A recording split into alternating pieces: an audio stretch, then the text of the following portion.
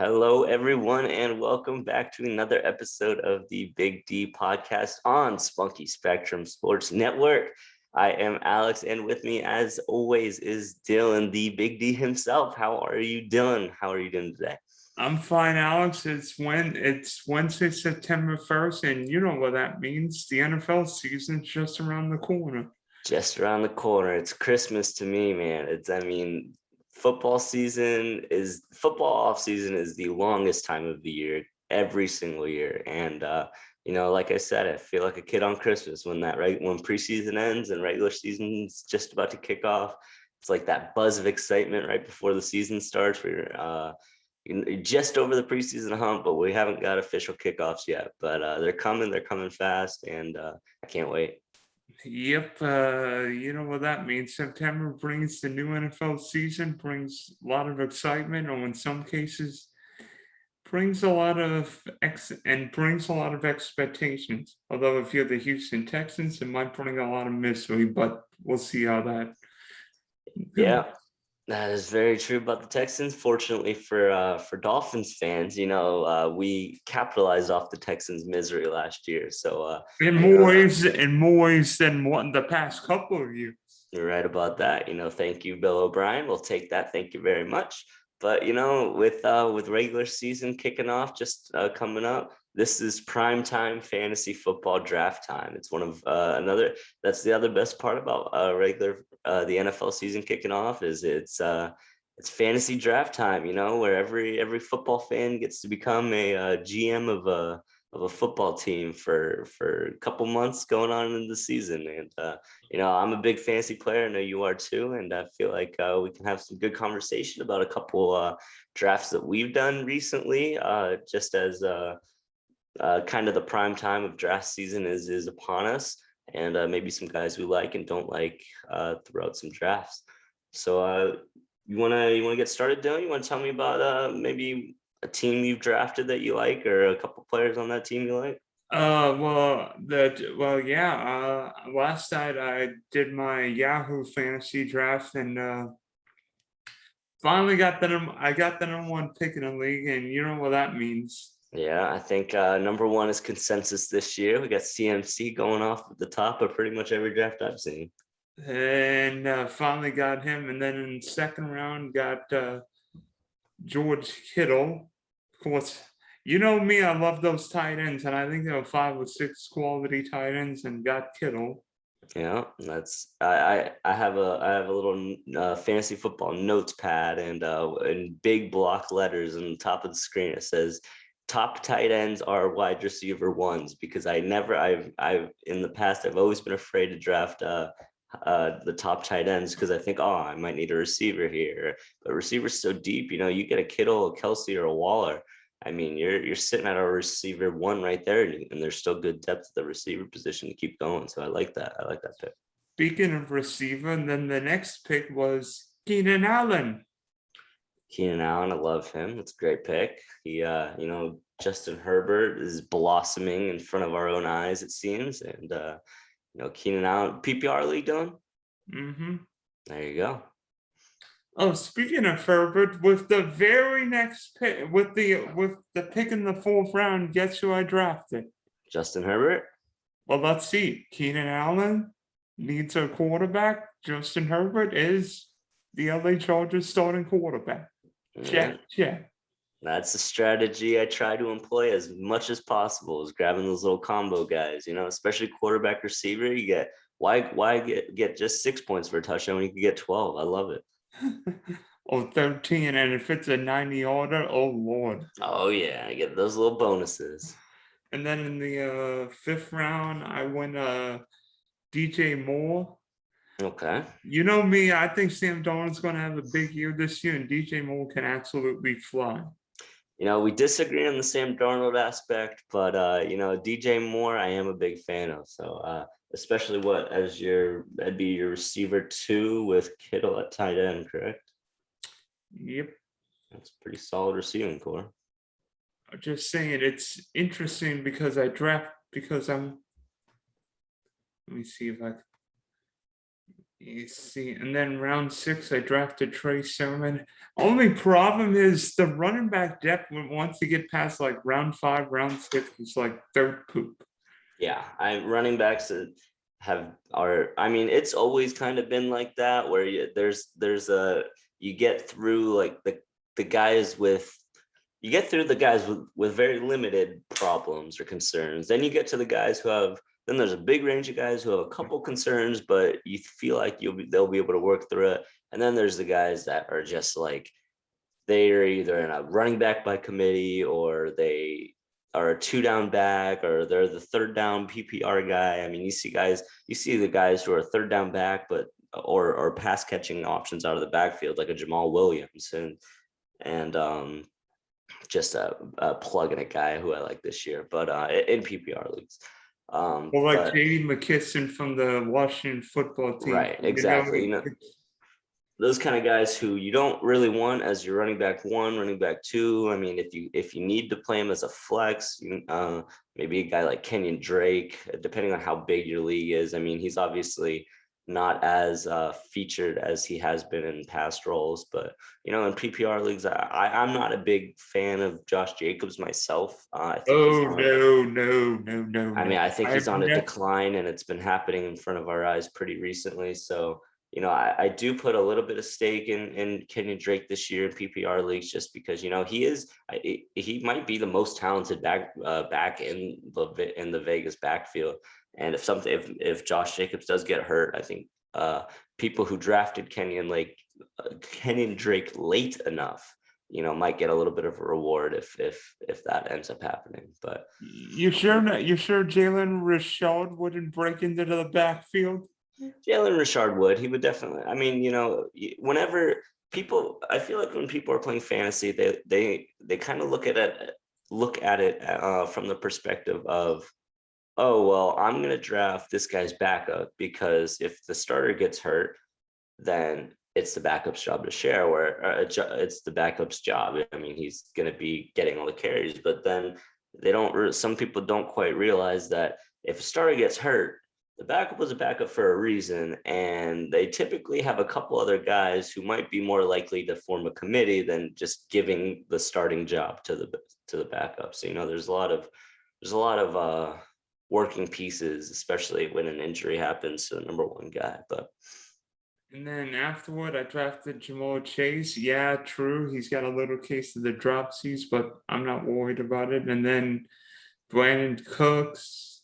And somebody you should know from his days with the Dolphins, Ryan Tannehill. There you go.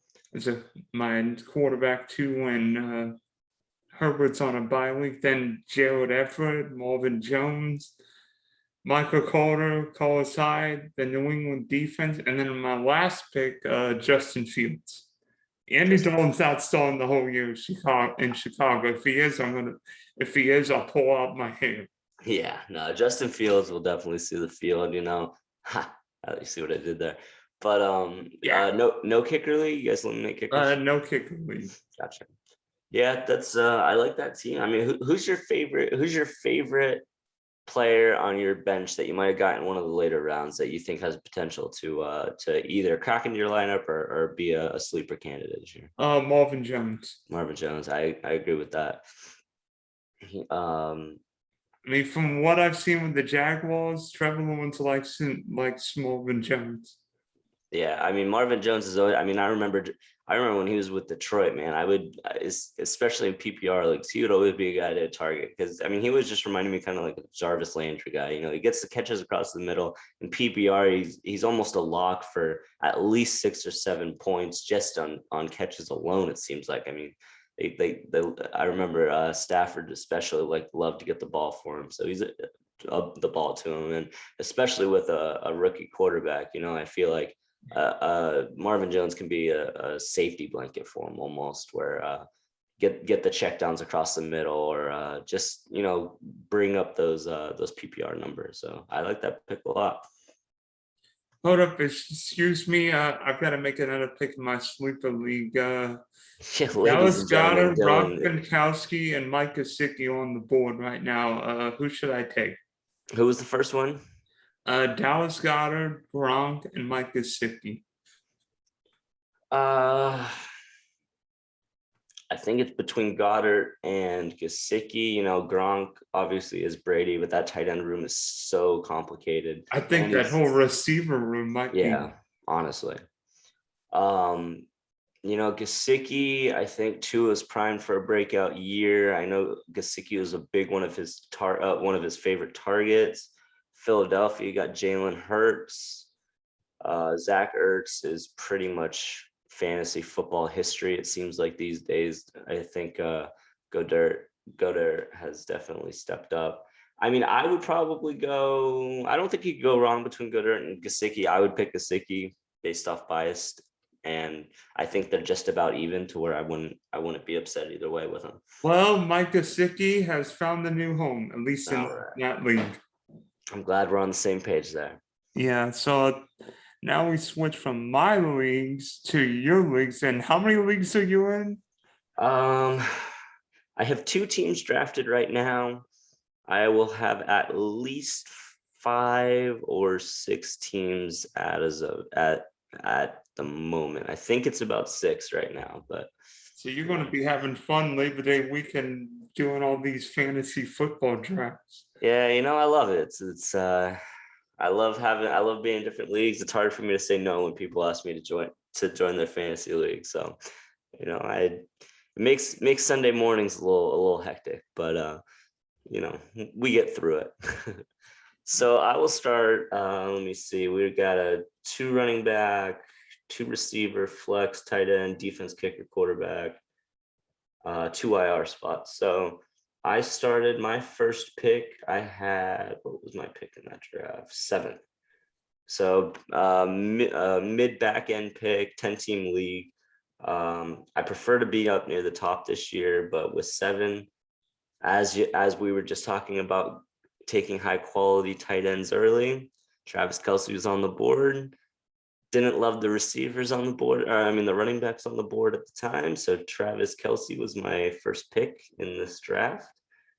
Um, Well, I it's like it. just, You're following my strategy. Get the tight end. yeah, we've been talking a lot. We did a couple you and I did a couple mock drafts the other day. We've been talking a lot on Messenger about Kelce and trying to grab one of those top tight ends. Typically, my strategy, I like to go running back in drafts, unless a situation falls where Travis Kelce could be -7, and that's what I did.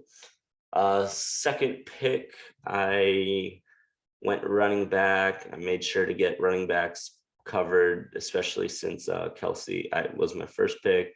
Picked Antonio Gibson. I love him this year. I think Washington's going to be a lot better with Ryan Fitzpatrick. I love a lot of. There's a couple Redskins guys. Well, I just said Redskins. I'm sorry.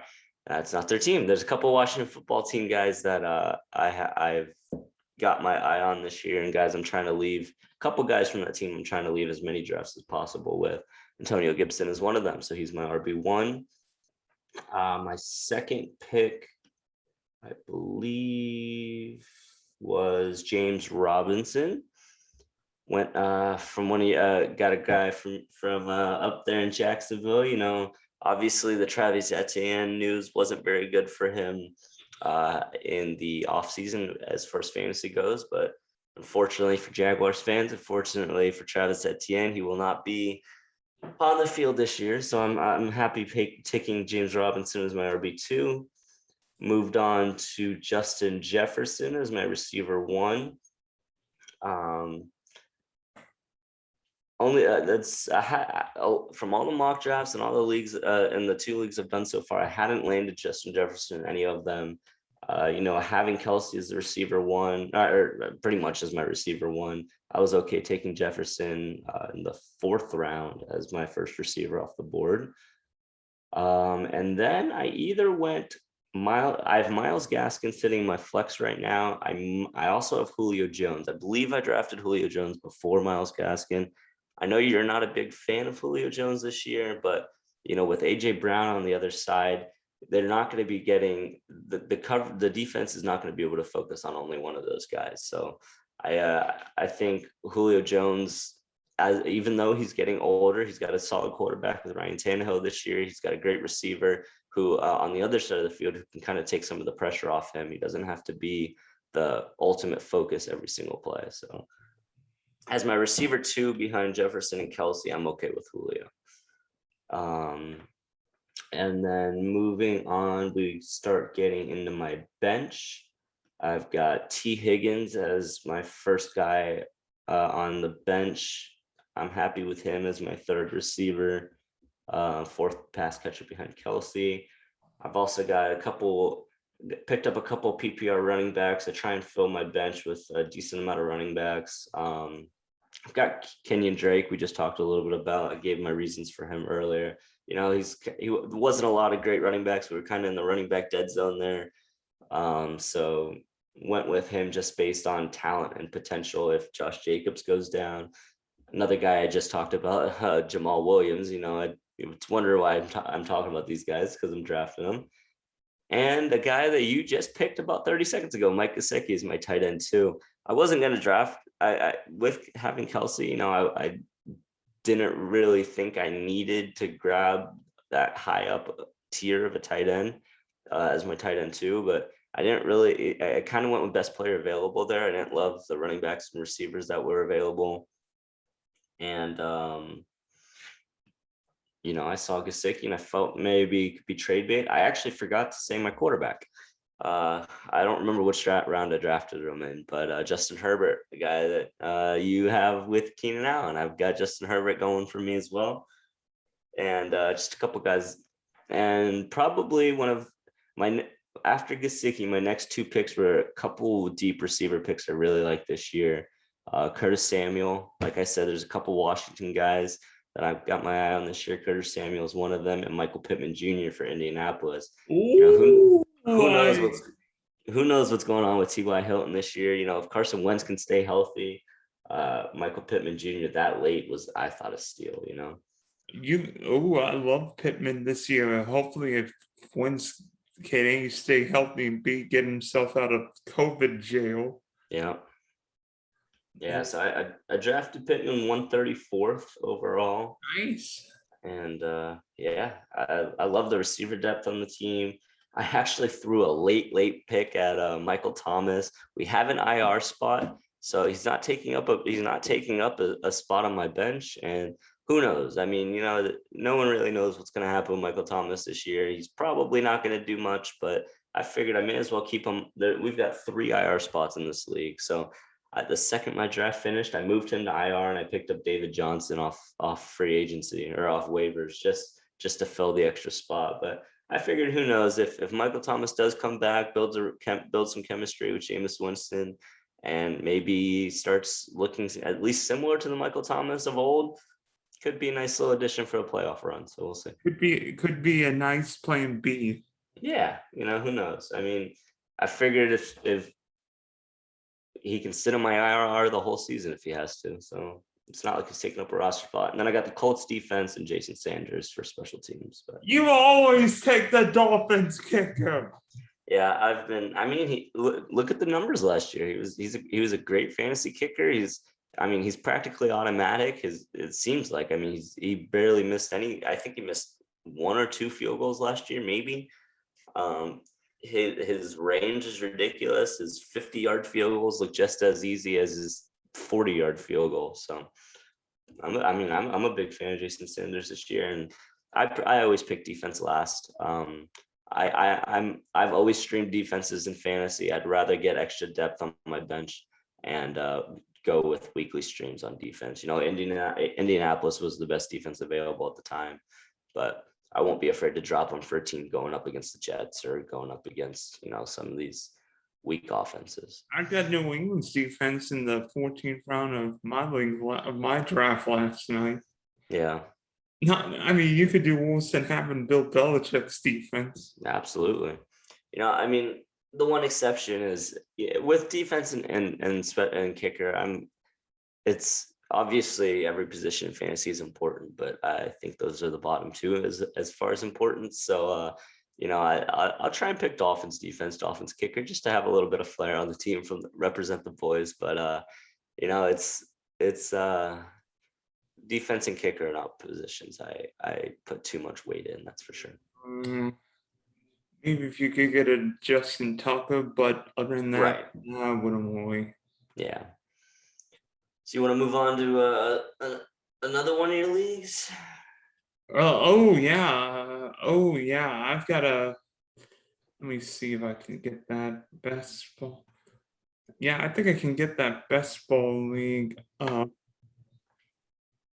event. No, actually, wait. Yeah, I can. At least I think so.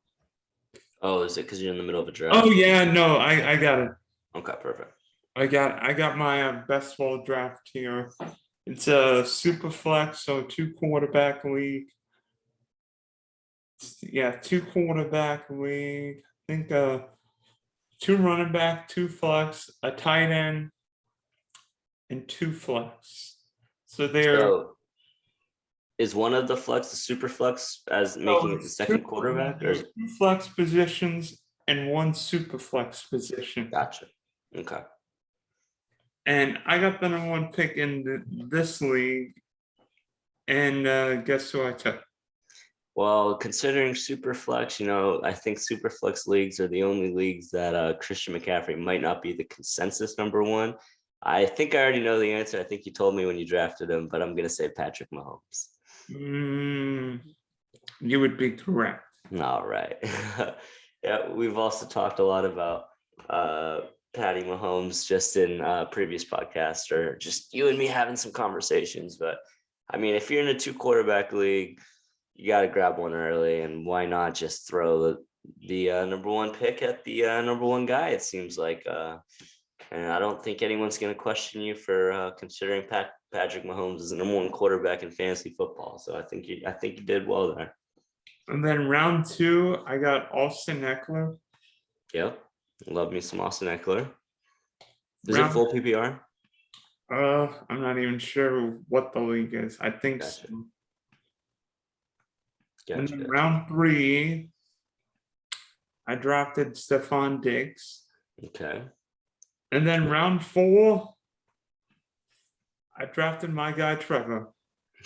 Trevor Lawrence. All right. I mean, I'm accustomed of drafting some Dolphins players. I'm sure if there's a Jaguars player near the top of the list and you're looking for that position, you probably have a little extra weight in that too. So I don't blame you at all for going T-Law there. And I think, he's a rookie. We don't know. I mean, super flex league. I'm thinking I need 2 quarterbacks. Yeah. If he's up there, you may as well grab him. I mean, we'll see. I mean, he's been the most talked about NFL prospect at the quarterback position for quite some time. So it'll be interesting to see how he provides on the NFL level and on the fantasy level. And then 5th round, I got TJ Hawkinson. 6th round, I got your Dolphin running back Myles Gaskin. I love it. And then 7th round in both my best ball leagues, both my best ball leagues, so super flex, I did an interesting thing. I got Trey Lance in like the 7th or 8th of both of them. So I Wow. got 3 quarterbacks. Wow. I mean, super flex. I don't blame you there for having 3 quarterbacks. I like that. And then I drafted Jamal Chase, Jalen Waddle, Tyler Higbee, Devin Singletary, Henry Ruggs, Jamal Williams, Stevenson, one of the Patriot running backs, Antonio Madison, Darius Slayton, Cole Beasley, and Justice Hill. All right. That sounds like a solid team. Let's go back to that. What's your favorite bench pick on that team? I don't know. It might depend on whether or not Swift plays week 1. Yeah, that's true. I think Jamal Williams is definitely a guy that I'm going into every draft trying to get if the situation plays out, and especially in PPR leagues, obviously. But yeah, I'd be happy with that pick too.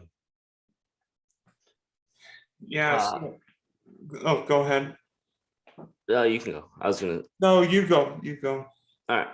So that's a little bit of a unique league. I've got another unique league for you. I'm gonna mix it up. So if there's anything else you wanted to say about that team, you can go for it. Really Oh quick. yeah.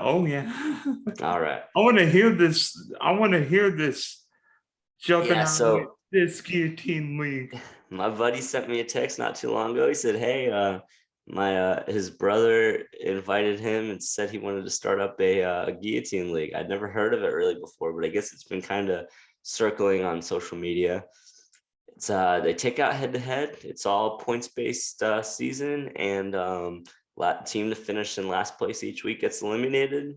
Players get thrown into waivers from from the eliminated team, and you've got a set budget to be able to spend on free agents for the year. So I'm excited. I've never played in a league like it, but it was definitely interesting to adapt my strategy towards just try not to get last every week. So I talked about drafting Michael Thomas in the last league. I did not want to touch Michael Thomas in this league.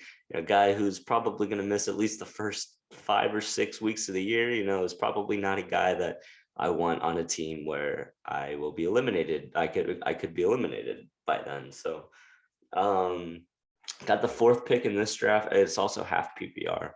Wait. So let me guess.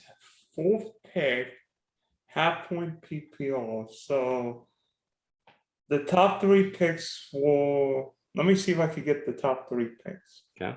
Christian McCaffrey. Correct. Dalvin Cook. Correct. Alvin Kamara. Correct. So at number 4, you either drafted Derrick Henry or Ezekiel Elliott. You are correct. And those were also that was the exact order of top 5. Christian McCaffrey, Dalvin Cook, Alvin Kamara at 3. I took Derrick Henry at 4, and Ezekiel Elliott went at 5. Your camera fell, Dylan. Sorry, my webcam just went bananas. It's a little bigger than. Okay. That's all right. So, in the second round. And also this is a 14-team league. Oh no! Yeah, so teams aren't going to be as sexy as the 10, 12-team leagues. You got to go a little bit more in depth, but I'm happy with it. So second round, started with Derrick Henry, half PPR. I felt like I was okay with that. Another thing I wanted to utilize while I was prepping for this draft is I was looking for guys with late bye weeks. Just because if I can avoid having my best players out in the early weeks, hopefully I can keep going as late as possible. So Derrick Henry had a week 13 bye, which was another emphasis I took on that. Second round, I wasn't too happy with the players available. I really wanted to go running back in this league, considering it was a 14-team league. With the absolute lack of depth at the running back position, I really wanted to ensure I had at least a couple guys who I'd be confident in starting on a weekly basis. A guy I don't love this year, but he was kind of the pick I thought was just the best available at running back was Chris Carson. I took in the second round. Wait a minute. Could you have gone tight end? I could have taken Kittle, but it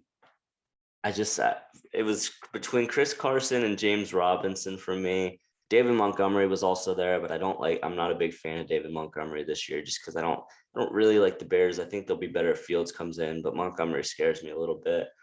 And I don't love Chris Carson this year, but I just figured with Russell Wilson still as his quarterback, I think he's got a decent potential this year. I'm a little afraid he could be boom or bust, but that's okay.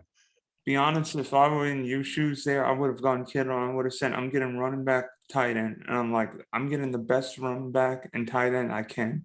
Yeah. That second pick I took, I think it took me down to the wire. I think I had about 2 or 3 seconds left on my clock when I made that selection. I would have gone Kittle and taken a half second. Yeah, I probably should have picked best player available there, but I didn't. It's all right. We move on. Third round, I took AJ Brown. I grabbed a second Tennessee Titan in my first 3 picks.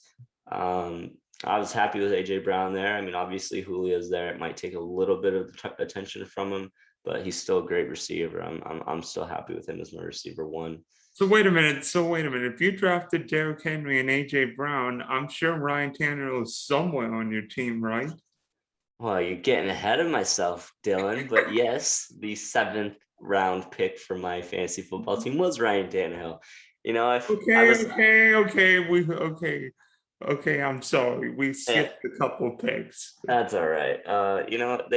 Tennessee's got a week 13 bye. They were one of the best fantasy football producers last season. I figured with a league where I can get eliminated at any week, having 3 guys at week 13 puts me at top 2 in the league. So if I go out at week 13 because I got 3 starters out, I'll still get second place payouts, and hopefully by then I can use my free agency money on some if I'm still in the league at that point. I mean, I'm sure I'm gonna have the whole league minus 1 team available, and so we will see how that plays itself out. Round 4, just to catch myself up. I told you I really wanted to secure myself a running back this year, so I actually took my 3rd running back in 4 rounds with Daryl Henderson. Wait a minute. Why are you drafting all these running backs? Come on, you're like the Denver Broncos in the 2000s. I know. I'm telling. I have a strategy, Dylan. I think it's gonna pay off. I'm confident in it. Daryl Henderson has a week 11 bye. He's got a late bye. I'm happy about that. He can play in the flex. The main reason was because I didn't quite trust Chris Carson too much. I wanted to have another option in running back. Sean McVay, even though they traded for Sony Michel, Sean McVay said Daryl Henderson, that trade does not affect his role. He's going to be the lead back. He's going to have the primary share of the running back duties. And in a 14-team league, I really didn't want a running back I hated as my 3rd running back. So I know it sounds a little crazy, but Daryl Henderson was the guy I went there. And then 5, I went T. Higgins as my receiver 2. I love 2nd-year receivers this year. There's so many 2nd-year receivers this year who just seem poised to take the next step up. I'm not worried about sophomore slumps this year. And I like T. Higgins there, 2nd receiver. Waited a little long on tight end. Got Noah Fant in the 6th round. They've been playing him in the slot, or practicing him in the slot. I think as long as he can stay healthy, he can be a very high producing tight end this year. 7th round, we already talked about Ryan Tannehill. 8th round, a guy I had in my other league, a guy you like again this year. I got Michael Pittman. So I've got Michael Pittman Jr. as my 3rd receiver behind T. Higgins and AJ Brown. Then I went Zach Moss. The next round, I had a pick I hated. I picked Tony Pollard. I don't really love the pick. I'm kind of just banking on a Zeke injury there, but at that position, the 10th round in a 14-team league, I did not really like my other options. Went Mike Williams, the Chargers receiver, after that. And with my Buffalo defense, Jason Myers as my kicker, and my last pick was Alex Collins. Just kind of banking on Chris Carson giving him a bit of a handcuff. I am not too high on Rashard Penny. A lot of people were saying that Rashard Penny is a very high trade, has the opportunity to be traded, or they weren't even sure if he was going to make the final roster. And Alex Collins has been running pretty good for Seattle, so I figured I can drop him if I need to, but I just grabbed the handcuff to Chris Carson there. But that is my 14-team guillotine league team. The only thing I would say is I think you should have gone tight end in the 2nd round, but I don't know why you went double running back. Yeah, we will see. There's 2 teams of the 14 projected higher than me for week 1, so I at least think that I should be hopefully safe to at least see how this league kind of. That's the thing, is I'm really just hoping I'm around long enough in this league to really see how it works. Because I'm just saying Tennessee plays the Arizona Cardinals, so you're in good shape. Mm-hmm. Yeah. Do you have a backup quarterback? I don't have a backup quarterback. Tannehill isn't on bye until week 13. Okay. Like we said, that's 2. It's the second last week of the season in this league. So I figured I could drop Alex Collins if I wanted to pick up a quarterback, either through a team that was eliminated or just a free agent. But I figured with the buy so late, it wasn't too important on grabbing a backup. Interesting. A guaranteed lead. So don't finish. So it's like the heck with winning. Don't finish last. Yeah, exactly. It's like an eliminator league on steroids. Exactly. Yeah. I mean, pretty much you nailed it. It's I was looking for consistency. I was looking for late buys. I was looking for guys who I didn't really want to target too many injury prone guys. Unfortunately, Noah Fant has been dealing with a little something, but he was the best tight end available at the time. But I'm excited. I'm excited to see how it works. You know, it was my first time drafting a team for in this kind of league, so made a couple mistakes, I think, but I don't think it's anything I can't fix. So we'll see. And just think, if Travis Kelce only loses week 1, you might go all in for. Yeah, Yeah. I think you're right about that. Although it'd be interesting, like Mahomes, Cheetah, and Kelce, if they lost week 1. That'd be crazy. Travis Kelce went 10th overall in that league. Oof. What did Kittle go? Kittle went. Darren Waller went with the first pick in the second round at 15. Kittle went late. Oh, he wow. Kittle went the pick after I took AJ Brown as my first receiver. Oh, maybe you should have taken. No, actually, you should have taken Kittle, then Brown, and then Henderson as your RB2 would have made sense. Then you've got a more balanced roster. Yeah, I think you're right about that. But I don't think you're bad. I mean, I take Tannehill. I mean, Tannehill's not a top. It's like 7 or 8 quarterbacks. When Tannehill's probably in that Matt Stafford group. right. You know, I've always kind of waited. I've never been a guy to pick a quarterback early. Because I just feel like, I mean, if you just look at the numbers, I mean, the mid-range quarterbacks really on fantasy points per game, like stats, they're really not that far behind. I mean, I don't remember the exact stats, but there's the 10th guy and the 3rd guy. The difference in fantasy points really isn't that big of a difference. And the other options you can get when you could pick Josh Allen in round 3 as opposed to Ryan Tannehill in round 7. I mean, I've always liked getting the value at other positions in those areas. And plus, I mean, it depends on like how the quarterbacks are going off the board. Like I saw the quarterbacks going off the board in my league last night, and I'm like, I got to get Justin Herbert now, especially with Keenan Allen. Yeah. You're right about that. That's exactly why I picked Herbert in the other league in my other team that I have, is that they started going early and I didn't want to. I felt I was confident enough in my other positions to where I could pick up a quarterback there and still be okay. Yep. So this fantasy football season is going to be crazier and longer than ever. Absolutely. You imagine an 18-team guillotine league, what kind of teams those would be? Oh my gosh, you'd be looking at I bet you there's a lot of teams in an 18-team guillotine that might have players that were cut yesterday. But and they wouldn't involve Cam Newton. Yeah, you're right about that. But like how do you find an 18-team 2-quarterback league?